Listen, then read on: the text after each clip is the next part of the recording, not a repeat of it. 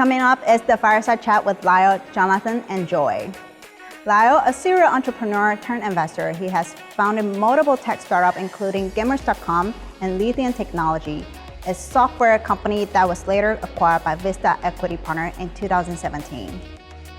Jonathan, the co-founder and founding CTO of FiscalNote, the largest private health company in the legal analytics and regulation tech space. We also have Joy to be our moderator. He's the co-founder and CEO of the Newsland Media Group. In this session, Lyle and Jonathan will give their insights on how to scale B2B business and their observations from different markets. Without further ado, let's get started. Well, hi everyone. Thank you for joining our panel. It's unfortunate that we weren't able to have this in person like we originally planned to. But regardless, we're very fortunate today to have both Lyle and Jonathan with us. They're both based in the US at this point, even though they did come back at different times to Taiwan. So they feel a lot and are heavily connected to the Taiwan startup community. So we're very fortunate to have them. So my name is Joey. I'm the co-founder and CEO of the Newslands, and I'll be the moderator for this panel. So we only have a short 30 or 40 minutes. So let's make this panel ideally as lively, as casual, but also for our target audience based in Taiwan or the international community interested in Greater China. Let's try to find some valuable insights as relevant as possible to our audience today. So with no further ado, I guess we start basic first. So Lyle and Jonathan, could you give us a quick 1 or 2 minute summary of your previous background? And I see Lyle smiling first, so I guess we'll start with Lyle. So please, if you will. Thank you. Thanks, Joey. Yeah, so I guess I've been an entrepreneur in the Silicon Valley for many years, starting with a gaming company called Gamers.com. That's kind of where I learned some of the pitfalls of raising money from VCs. It was not a great outcome, and despite the fact that we tried really hard, it kind of just exploded and blew up. But the company that I spent the most of my time in was a company called Lithium. It's a B2B SaaS company. And we took the social network software that we built for gamers and thought, if it's good for gamers, can we sell it to other people?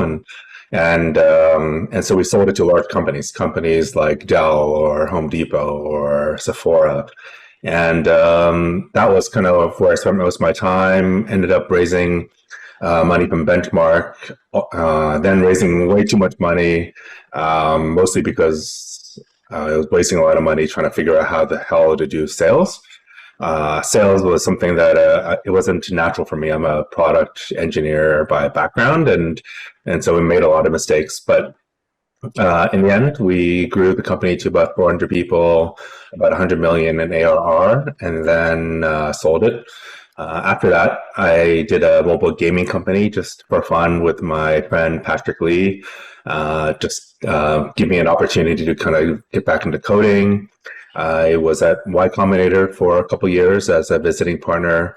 And then the last 2 years, I was in London trying the VC thing, which I wouldn't recommend anybody do. It's as an entrepreneur, it's horrible. But after that, I was in Taiwan since January of this year until June, and I loved it. And so I plan to come back very soon and contribute however I can to the Taiwan tech community. Thank you, Lyle. Jonathan, want to go next? Yeah, hey guys, my name is Jonathan Chen. Thanks for having me here on this panel. For me, I grew up very technical. I grew up in the Washington, D.C. area. I was doing programming since my freshman year of high school, and I pursued that in college at the University of Maryland, College Park. And that was when I started my first company when I was a junior in college called FiscalNote. And what FiscalNote does is we do government data analytics, and we sell those data analytics as well as the data to businesses that are affected by government action. And I've been running that since 2013. It's been about 8 years. We grew the company to right now it's just over 500 people. and we raised over $200 million, and that's currently what I'm working on right now, as well as a second company I've been working on for a couple of years called Pathover. I'm also the co-founder and CTO of that company. For that specifically, we build software for restaurants and help them do online ordering. So that was a quick introduction of myself. Okay. Thank you, Jonathan. So I guess to start easy first, going back to Lyle for the first question, since you actually mentioned that. So to angle into that conversation, you mentioned that for many entrepreneurs, you do not recommend later becoming a VC. That was a very painful experience. So I think you bring a very unique experience to the table at this moment in that you're one of the few successful entrepreneurs that experienced both sides of the table, both being on the entrepreneur side and on the VC side. So can you very almost casually share some experiences as to why you think it was a painful experience later being on the VC side? And is there any takeaway for the entrepreneurs in Taiwan as to how the angles are different and what to be aware of? I mean, I think the thing that people should realize is like, when I was an entrepreneur, I always thought like, oh, VCs have it so easy. Like they have all this money, they're just like throwing money at different companies. And then here we are as entrepreneurs, like throwing our heart and soul and everything into one company. And then these VCs have like, a portfolio of 10, 20 companies, and they don't need every single company to succeed. They just need one or two, right? So like, I always thought of it as like, oh, that's like so easy. Like you got, I think there's like a lot of things as entrepreneurs that we should realize. Like one, like VCs still have to raise money from someone else, and actually raising money from VCs is a lot more fun than raising money from LPs, because the limited partners who the VCs raise money from are typically like, these are pension funds, like like endowment funds, like they're not as visionary typically as the type of VCs that you normally talk to. So, and you have to do it a lot. And some VCs I know like raise, like they have like 100 meetings a year and they're to raise for their fund. And then they have to do this perpetually every 2-3 years for every subsequent fund. So unless you really love fundraising, like it's a VC life is actually pretty crappy. Of course, if you're like one of the best funds, like it gets easier, but until you prove yourself, it's actually quite hard. The other thing is like you're like meeting founders, and you have to say no a lot, which is horrible because as a founder, you end up liking the people that you meet, but you can't invest in every single company, so you have to like say no. And then the one that you want to say yes to, you're competing against like a gazillion other funds as well. So there's a lot of that going on. But I think the hardest part is, as an entrepreneur, like we're used to just saying like, oh, we need to do this thing, or we need to fix this thing, let's just go do it. And as a VC, like you put in some money, maybe you have a board seat, so you can advise them and say like, oh, I think you should do this, but in the end, it's up to them what they want to do. And if they don't want to do it or they can't do it, like you can't do anything about it. Like, and there's just been so many times where I just wanted to like jump in and say like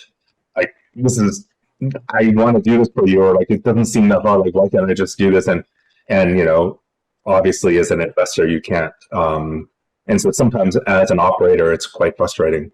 But I mean, that's just like the tip of the iceberg. There's doing more. But essentially, it's like if you're a builder and you like to build stuff, investing can be quite frustrating. So to very quickly follow up on that, I guess, having seen both sides of the puzzle, what do you think is something that Taiwan entrepreneurs should know about sitting on the VC side? Something that would help them with their next pitch, something that would help them imagine how to maneuver the fundraising from international VCs. I mean, I think this is something that's not necessarily unique to Taiwan, but it's certainly something I notice a lot.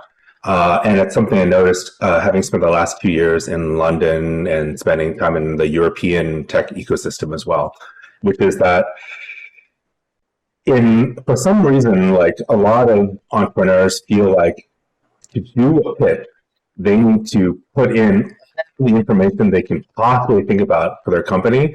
So they come up with these like really complicated slides. Like one slide alone could have like tons of diagrams and like a whole wall of text, and then there's like 50 of them. And so the thing that we learned in the Valley, and for myself, like I've raised a few rounds of funding, and then I've helped a lot of companies raise funding, and I've learned over the years, it's like at entrepreneurs initially, when we were raising money for the first time, like this is something that it's a skill that we don't know. But like as we get better at it, we realize that the whole concept of fundraising and pitching is about telling a story. And you can't really tell a story if you just like throw the kitchen sink at it. And so if you have like more than 10, 15 slides, and you've got like every slide has like a gazillion words and like bullet points and all that kind of stuff, it's really, really hard for people to decipher what you're trying to say. And if they can't figure out what it is that you're saying, people won't invest. And I think, especially in Taiwan, because we have such technical talent, oftentimes the pitches that I've seen are like really, really technical, and they get into such detail so fast, but they miss the main point, which is like, why are we doing this in the first place? Why are we the best in the world to do this? And what is the overall story that we're trying to tell as to why we're the company to invest in? And that's not oftentimes like, 20, 30, 40 slides, like a small number of points and made really concisely. Sure. Thank you for that. So Jonathan, you mentioned very briefly in your brief bio introduction that initially a lot of your startup ideas when you were still in college or as a young student originated originally as a few apps. So there were different app ideas. Just strictly based from more of a Taiwan context, I've realized over the past 5 or 6 years of doing startups in Taiwan that especially for the young teams, the teams that are still students, oftentimes a lot of the ideas here are also somehow connected to being an app or some sort of an app service, an app food service, or an app delivery or a restaurant reservation service. So can you share your experience very briefly as to why initially some of your ideas were connected to being apps, and what are the pros and cons there? And do you think that's a good starting point for young people who haven't really, worked yet or doesn't have 10 years of work experience? Apps might be easier for them to imagine. Is that a good thing or is that a bad thing? What are the pros and cons, please? Yeah, so that's actually a very good question. So I would say there are positives and negatives. So when I was in college, what you tend to do as a college student is you solve the problems that you see around you, right? And some apps that I built when I was like a freshman and sophomore in college were very standard things that every college student builds. Stuff like a book exchange app for just my campus, or like a food app like a Grubhub copy for just restaurants in my campus. And like a tutor matching marketplace for just my campus, right? And I feel like basically every year you have incoming freshmen come in, they do these apps. It's because that's those are the problems we see around us, right? And there's nothing wrong with that. It's just people tend to solve the problems they see around you or around them, and the issue is with that is because you're in college, or maybe you're in this certain environment where you only see these problems, right? And to me, when I look back, it was a good experience. I think I did like 6 of these random college app ideas, and I failed every single one. And it's honestly, there are many factors. One of them that when I look back, it's probably because I wasn't as passionate about them. I was just trying to build stuff to get something out there. And the team members that I was building with, my other co-founders, other students, we had schoolwork and we didn't really put 100% of our time into it. And it kind of just died down. And other reasons is because I was just purely an engineer and we didn't really get the business side of it. We didn't really go out there and get clients or users as well, and did marketing and stuff. So we lacked in that area. It was later on when I started FiscalNote, actually the 7th idea I tried. And it was my friend's idea, the CEO of FiscalNote, his name is Tim. He had an idea for government data analytics because he worked in government. He He did an internship in government at Maryland. He was a student member of the Board of Education of Maryland. He worked on the Obama campaign. He worked in that industry for since high school, and we were college students, so many, many years. And when you work in an industry like that, you see the problems, and you want to solve it. And I think I did not work like in a very niche industry, so I was not able to see those problems. But doing those apps on the side, or failing and building those apps, I gained the experience that allowed me to take that experience and then apply to the next idea, which is FiscalNote, the government data analytics company that I started with Tim. And I applied all the knowledge, all the mistakes I made from building those apps and all the technology I learned of building into that new startup. So if you ask me, what are the pros and cons? The pros is, you learn how to build things, and you might fail. But every time you do fail, you learn all these things about maybe infrastructure or building small engineering teams, or how to use certain technologies when it really matters, when you need to scale up. You make all those mistakes now in the beginning on these little ideas that you have. And then when it really matters, you have that experience ready. And then the cons, of these ideas, well, it's, because you're in college, you only see those problems, and it's not, unless you put yourself in like a niche industry or a certain industry, you won't really be tackling the true problems of the world. You're only stuck in this little bubble of being in college and only seeing those problems. So that's, after reflecting many years later, that's kind of what I see. Okay, great. To follow up on that as well. Joey, I would just say that, yeah, please. I think it's actually great that, you were building apps to solve problems that you saw. One of the most common things that people look for is founder market fit, like founders working on problems that they see and they feel themselves. Because if you don't know the problem and you don't see the problem yourself, like, how the heck are you going to build it? You have to ask, every time you're building something, you have to ask someone else, like, hey, is this something useful to you? And, so the iteration cycle is like way, way slower. And so it's awesome that you did. And it could have easily been that one of those 6 companies or apps could have been like something that everybody else is also trying to solve for and also have the same problem. And so, I think it's actually the most common way some of the best founders end up building great companies.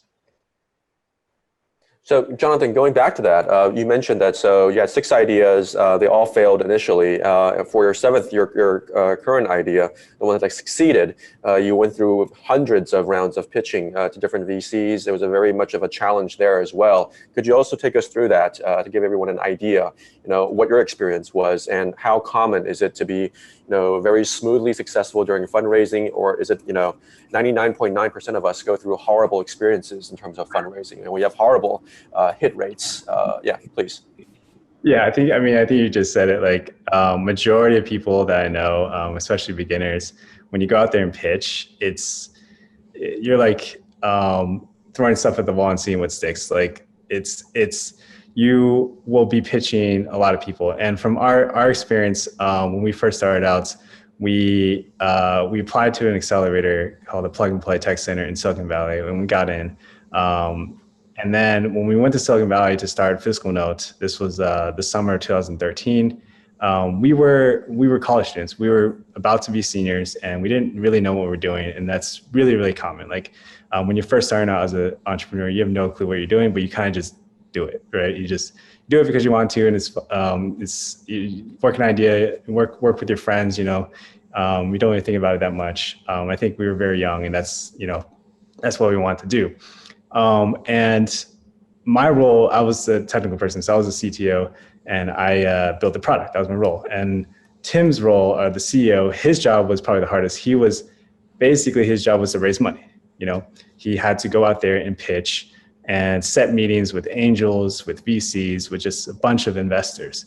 And I remember every single day, he would try to set up a meeting with, a couple folks in the Valley, cold email, a crap ton of people. We Google like lists of VCs and angels. We try to find their emails on Google, and we just cold email all of them or try to get like connects from our existing connections and try to get intros, right? And almost the entire summer, every single day, Tim would come back at the end of the day and be like, hey guys, I pitched to so-and-so and they don't want to invest. And then the next day, oh, I pitched to this person and they're not interested. And it was constantly, the entire summer was like that, almost every single day, to the point where we're just completely used to it. Like it was like, we knew when he walked back, it was like, oh, we probably didn't get anything, right? It was tough in the beginning because it was just constant rejection. And I think that's just part of the journey, right? So later on, I think we definitely pitched over 150 to 200 people that entire summer. And it was the Friday before the Monday I was going to go back. We were all going to go back to school. It was like at the end of August. And that Friday morning, Tim sent out the last email to like 10 different like angel investors. And then at nighttime, one of them emailed us back. And it was Mark Cuban. Mark Cuban emailed us back and was like, I like your idea. I'm interested. Let's talk. And it was really funny because we were actually eating Korean barbecue. We were about to watch a movie called Wolverine. This was 2013. And we just stopped. We were like, oh my God, Mark Cuban just emailed us back. And we were like, should we watch this movie or not? And we're like, no, we shouldn't watch this movie. So we emailed him back and he emails us back immediately. And then we went back to the office and start emailing back with Mark Cuban. And, we skipped that movie and we spent that whole night talking with Mark Cuban. He was asking us a bunch of like due diligence questions, like business plan, what are you going to do for this and this? How's the technology? And we talked to him, emailing back and forth, and getting him the business plan until like 2 or 3 a.m. in the morning. And this was like in Silicon Valley time. And when we emailed him like our business plan at like 3 a.m. in the morning, he emails us back and was like, thanks guys, I'll get back to you. And keep in mind, I think he was in Dallas. So Dallas, right, yeah. Probably much later for him. So I don't know why he was awake at that time.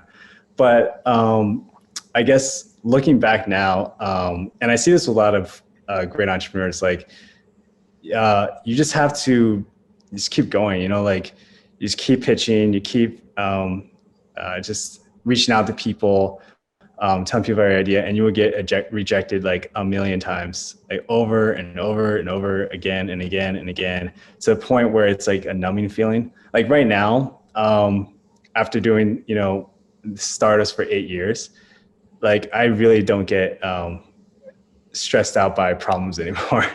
Like when things hit the fan, like every single day, there's some firefighting, there's something that goes wrong, and you kind of just get used to it and you just solve the problem and you move on to the next thing. Like it's to the point we're just so used to it. And I feel like you as an entrepreneur, you will evolve after you see so many problems, constant problems all the time. You just kind of just get better, and rejection is part of that growth. So don't be afraid to get rejected. Thank you, Jonathan. Lyle, using that same angle, back to you. I remember when we were speaking earlier about what you thought definitely should be communicated during this panel, and you really wanted to show the harsh side, all the horrible stories, all the painful stories. Being an entrepreneur or a VC is not like, watching a Hollywood movie about startups where, it's all glamorous, it's all exciting. So you were very keen on saying you wanted to share the real, harsh realities that comes with being an entrepreneur. So I guess what would be, your takeaway, your absolute essential experience sharing for people that are considering or are just about to take that journey to be an entrepreneur? What should they be aware of? I mean, I try not to echo Jonathan because a lot of that stuff resonates very strongly. I mean, the scary thing about being an entrepreneur is like you start something. There's something that you believe in, you want to do it. You're trying to find some people around you who help you with that, right? But in the end, what you're doing is probably the first time you're doing this. And so the biggest concern that most people say, which in Taiwan, I think, and in Europe, this is like a very common thing, is like they're not ready for it.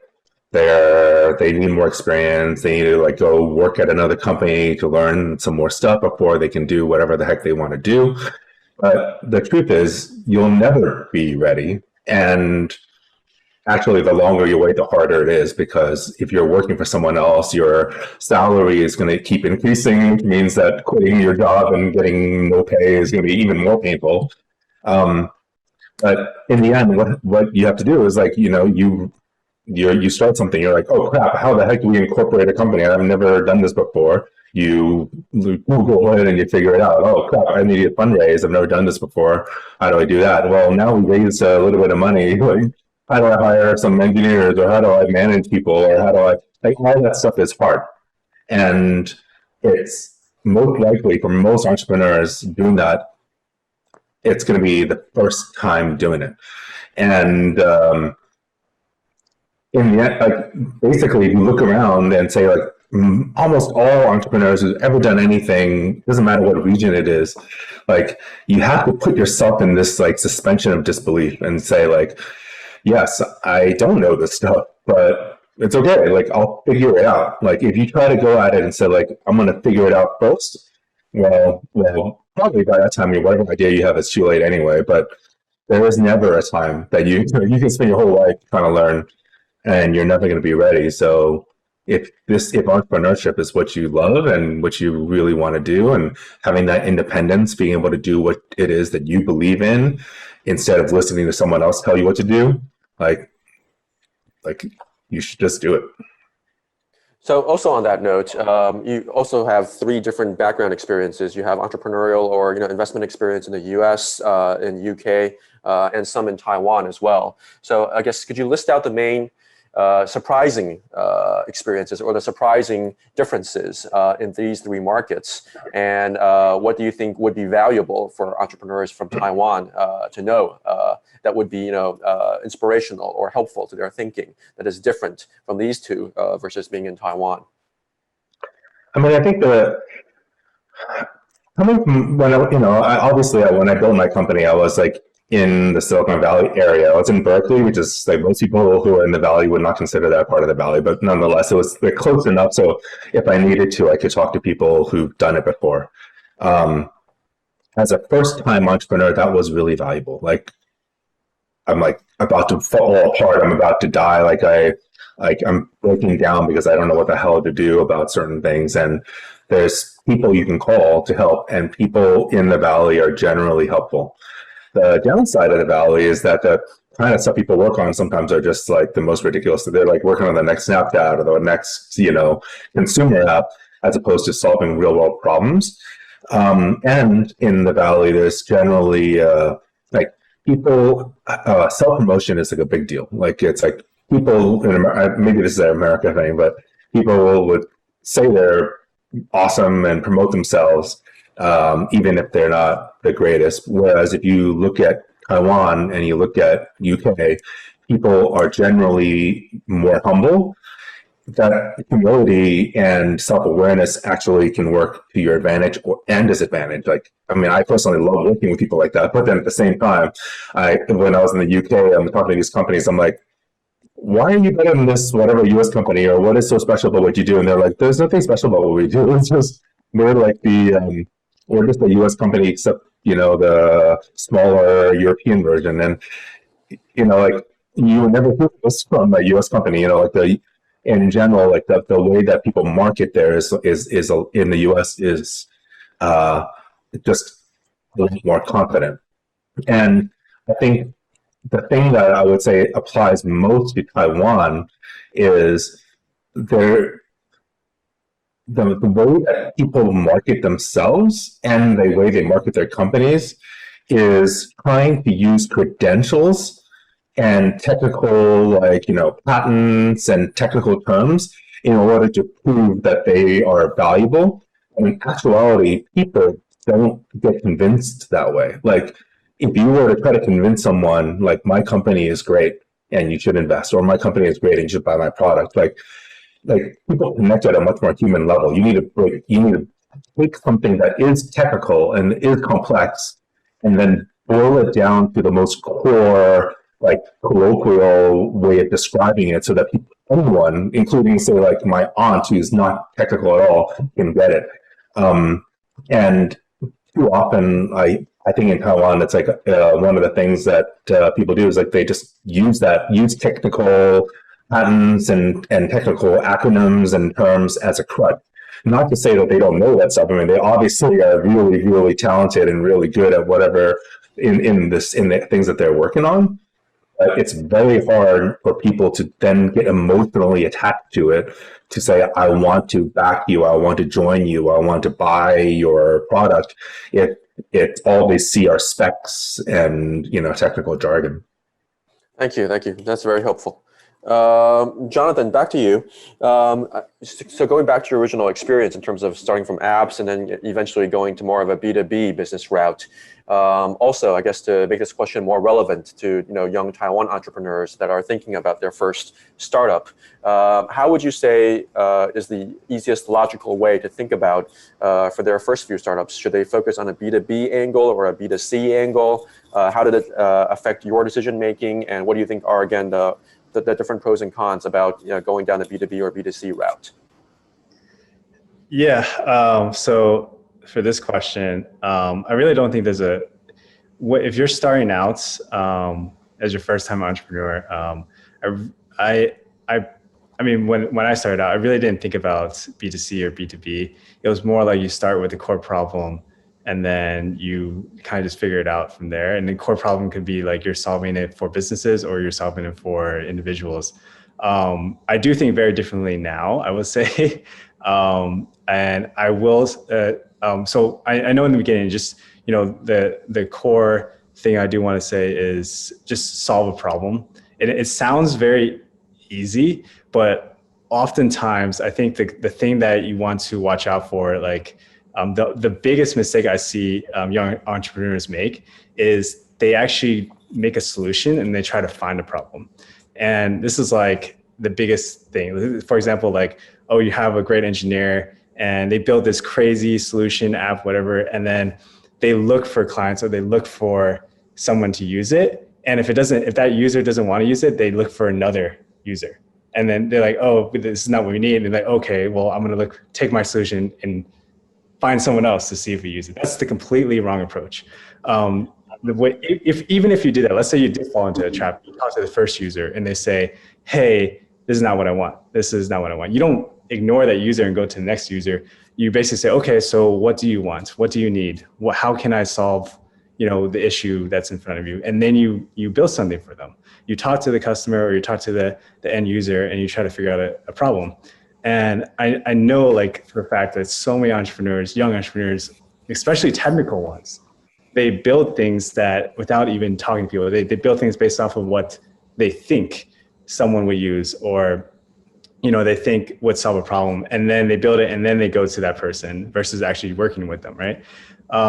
So I think that is more of my advice in that aspect. In terms of actual, like, pure B2C or B2B, there are some certain things that I think I think B2B is easier in the sense that it tends to be, when you do B2B businesses, it's a very the market share of, let's say, like a certain industry or for a certain product is very scattered. It's very spread out, where you can have multiple businesses and you can have like 20, 30 winners in like a certain category for B2B.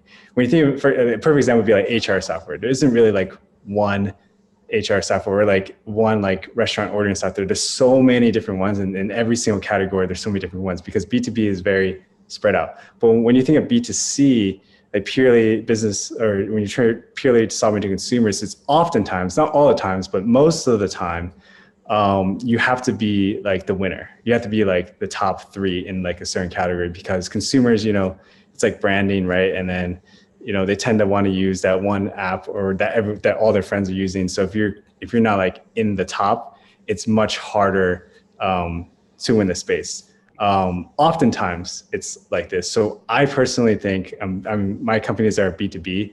I personally think B2C is much harder, and you need a lot of money and funding and time to, grab that huge market share to establish yourself as a leader.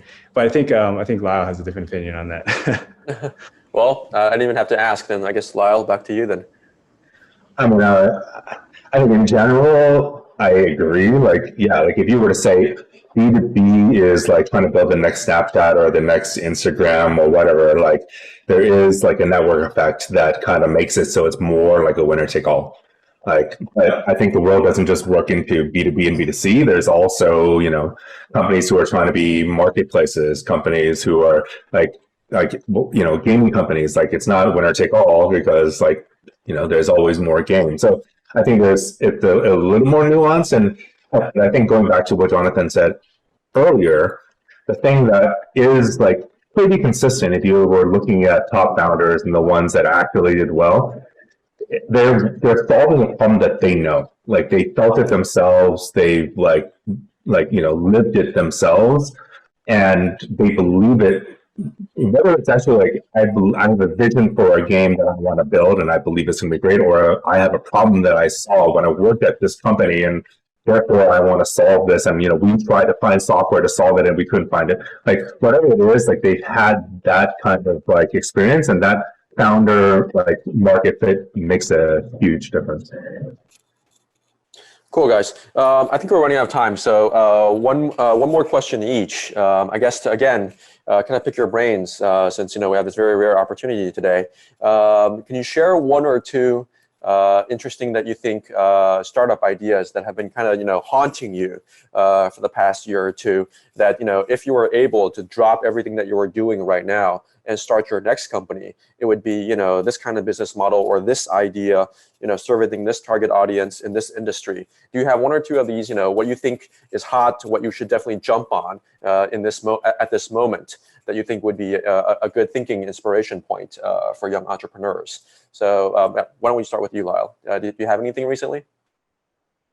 I mean, I have so many. The hard part is trying to figure out which one to actually follow, right? And for me, like I started off my career in like being playing competitive gaming with my brother, and we were in the very, very early days of esports, and I've always loved esports, and now esports is actually becoming bigger and bigger around the world, and I feel like there's a lot of problems there that still haven't been solved for it to become truly mainstream, and that's certainly something that I think about all the time.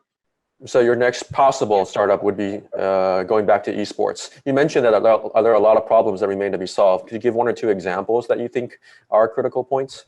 I mean, right now, the biggest problem is there's games that are coming out all the time. There's some games that have been around for a while, and there's certainly a large enough viewership. But if you ask most people, other than those of us who grew up in games, like most people are like, what the hell game is that? Or they've never heard of even games like Counter-Strike, which has been around for 20 years. And these games, if you were to watch it, it's like really hard to understand. It's hard to figure out. But yet more and more people have been playing games. Like the average person in the United States who turns 21 has played over 10,000 hours of games.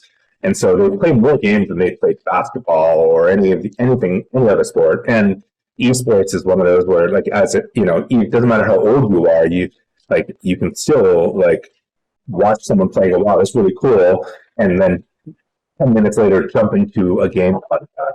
And that is just something so unique about esports, and that currently is not really tapped into. Okay, Jonathan, any ideas recently? Oh yeah, I haven't. This is very interesting. So I have maybe two ideas that are very nascent, very early stage. It's mostly the industry that potentially want to go into, not necessarily having an idea yet, but one of them would be diving into the food industry, but for more on the manufacturing and distribution side in the US.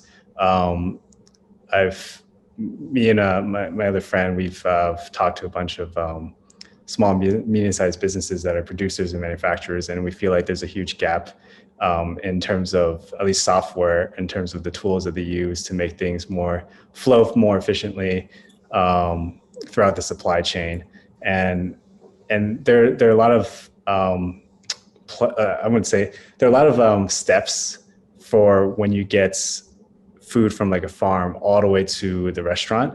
And I believe there's a lot of opportunity in that vertical. In terms of software, I think it's very young and hasn't been fully disrupted yet. And that's one area I was thinking about with another friend of mine about diving into. So that's one aspect. Another area I've been looking into is actually another one of my friend's idea as well. It's infrastructure for right now in the US. Infrastructure in terms of like the roads, well, basically just the roads, and like you get crash data, and you understand like software to understand, which areas like in a city or like in a local neighborhood that needs like fixing, or that needs revamping, or just helping the government, given that all the data that they have about like crash reports or like infrastructure in their local area, and visualizing and helping them make better decisions on where to deploy resources and just make infrastructure better for their local area. So those are like the two ideas that I've been looking into recently, actually. Okay, great. Well, we're a few minutes over already, I think. But anyway, I'd like to take this opportunity again to thank both Lyle and Jonathan, and of course SparkLabs, for having us. Again, it's unfortunate that we're not able to do this in person, and afterwards, I'm sure a lot of your fans and audience would run over to exchange name cards and meet you guys. But hopefully we'll have the next one in person very, very soon. So anyway, thank you again, guys, for your time. It was a pleasure. Hopefully this was valuable for everyone listening in, and until next time, thank you.